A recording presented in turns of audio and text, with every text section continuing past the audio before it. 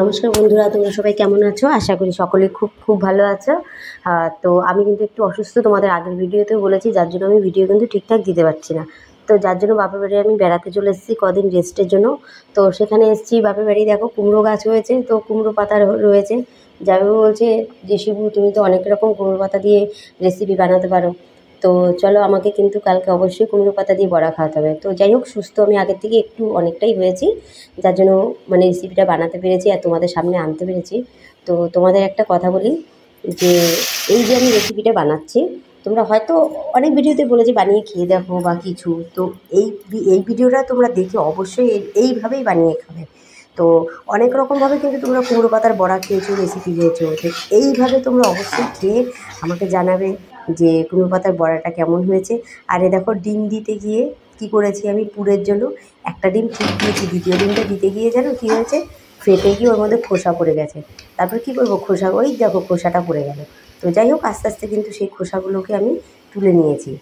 আর এর মধ্যে কী কী দিয়েছি সব কিছু কিন্তু তোমাদের দেখিয়েই দিয়েছি। আদা, পেঁয়াজ, রসুন, ধনেপাতা, কুমড়োর যে ফুল, সে ফুলটা দিয়েছি, কারণ ফুলের একটা টেস্ট আছে, ফুলের একটা গন্ধ আছে, মানে গন্ধ বলতে সেন্ট, অবশ্যই গন্ধ।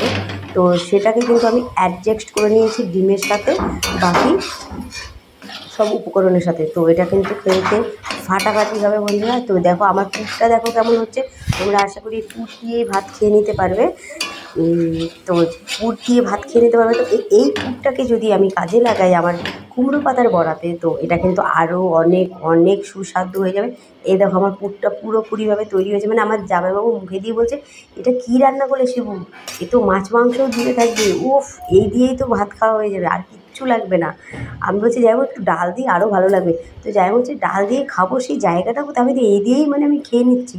তো আমি বললাম ঠিক আছে চলো, তবু তোমাকে একটু ডাল দিই, তুমি ডালটা দিয়ে খেয়ে দেখো। তারপর জামাইবাবু ডাল নিল, ডাল নিয়ে সেই কুমড়ো পাতার বড়া দিয়ে যে খেলো, বলছে আমার মুখে লেগে রয়েছে। আমার ছোটো বোনের বর বলছে কি, শিবুদি এত ভালো হয়েছে, চলো আমি কিন্তু কালকে কিন্তু তুমি আমাকে আবার বানিয়ে দেবে। আমি বললাম যা, আমার এমনি শরীর খারাপ, আমার এত খাটাখাটনি করতে ভালো লাগছে না। বলছে করে দাও না, জামাইবাবুকে দিয়েছো, ছোটো বোনের বরকে একটু দাও, সেও তো ভাইয়ের মতো। আমি বললাম চলো, এত করে যখন বলছে, তো আমি কিন্তু আরেকদিনও বানিয়ে নিয়েছি। তো বন্ধুরা দেখো আমি বড়াটাকে কীভাবে কী করেছি সেটা কিন্তু আমি মুখ দিয়ে বলিনি, অবশ্যই অবশ্যই আমি ভিডিওতে তোমাদের দেখিয়ে দিচ্ছি। আর আর এই যে আমি পাতাটাকে দিয়ে দেখো, আমার যে উপকরণটা যেটা বানিয়েছি পুরটা, সেটাতে অনেকেই তোমরা বেঁধে দাও, কিন্তু আমি বেঁধে দেবো না। কেন, আমি এই যে বেসনটাকে কিন্তু আমি একটু মোটাভাবে, মানে মোটাভাবে গুলিয়ে নিয়েছি। তার কারণটা কি, এটা একটা পাতা আরেকটার সাথে লেগে থাকবে, এটা কিন্তু ছাড়বে না। আর যখন তো ভাজা হবে তত এটা শক্ত হবে, কোনো মতেই ছাড়বে না। অনেকে বড়া এইভাবে না বেটে করলে ছেড়ে যায়, কিন্তু আমি যেইভাবে বেসনটাকে গুলিয়েছি, তোমরা অবশ্যই বেসনটাকে সেইভাবে গোলাবে, একটু মোটা মোটা, একদম মোটা না, তাহলে আবার খেতে ভালো লাগবে না। আর আমি বেসনে যা যা দিয়েছি তোমরা অবশ্যই তাই দেবে, তাহলে দেখবে বেসনটা একটু মোটা হলেও খেতে খারাপ লাগবে না।